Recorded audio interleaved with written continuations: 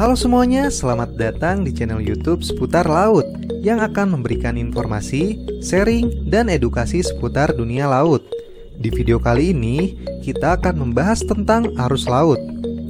Tapi sebelum itu, jangan lupa klik tombol subscribe untuk membangun channel ini dan jangan lupa aktifkan loncengnya untuk update video terbaru dari seputar laut. Coba bayangkan ketika kamu mengambil air ke dalam gelas, kemudian perhatikan air itu lama-kelamaan akan diam atau menuju keseimbangannya.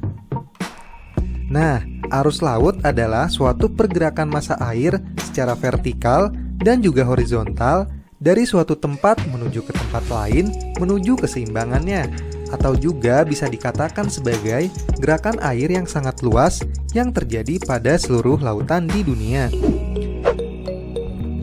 Pergerakan air di laut sangatlah kompleks, berbeda dengan pergerakan air yang ada di darat, seperti yang terjadi di sungai yang diakibatkan oleh gaya gravitasi. Menurut Piers Chapman, meskipun sistem arus laut di dunia sangatlah kompleks, tetapi ia menyimpulkan bahwa terdapat dua gaya utama pembangkit arus laut di bumi, yaitu matahari dan rotasi bumi. Matahari memiliki pengaruh terhadap samudera dalam dua cara.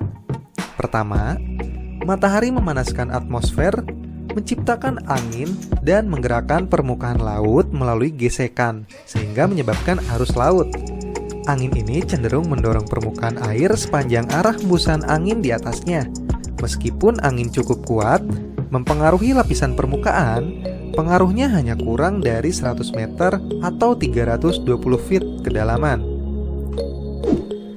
Kedua, pengaruh matahari adalah merubah kecepatan atau densitas permukaan air laut secara langsung dengan merubah suhunya dan atau salinitasnya.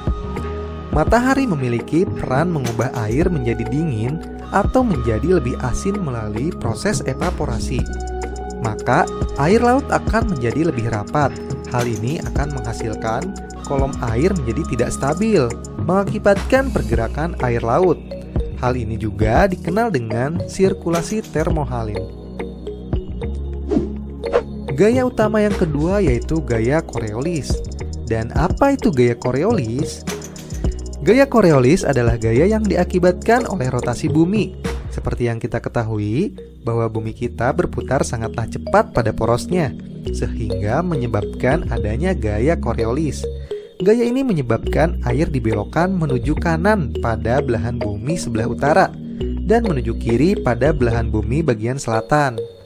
Hal ini terjadi karena pergerakan air samudra dipengaruhi oleh gesekan dengan bumi pada dasar lautan.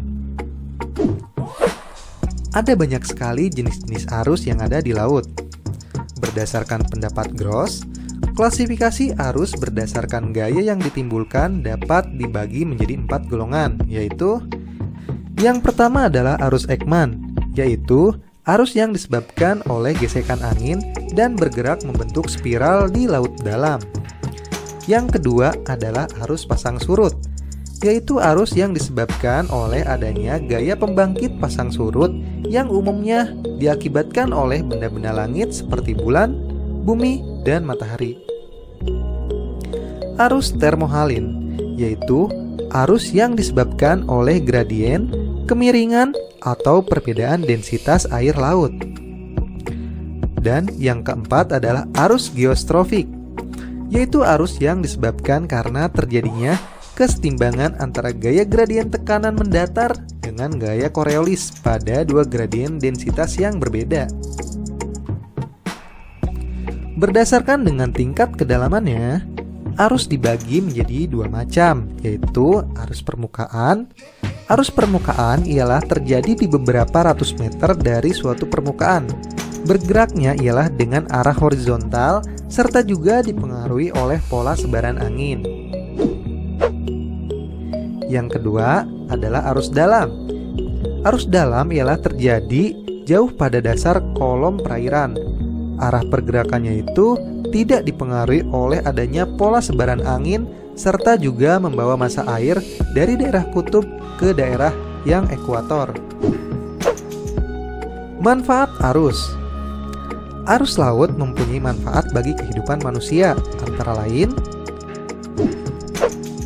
arus laut karena tiupan angin dapat mempengaruhi kondisi iklim suatu tempat.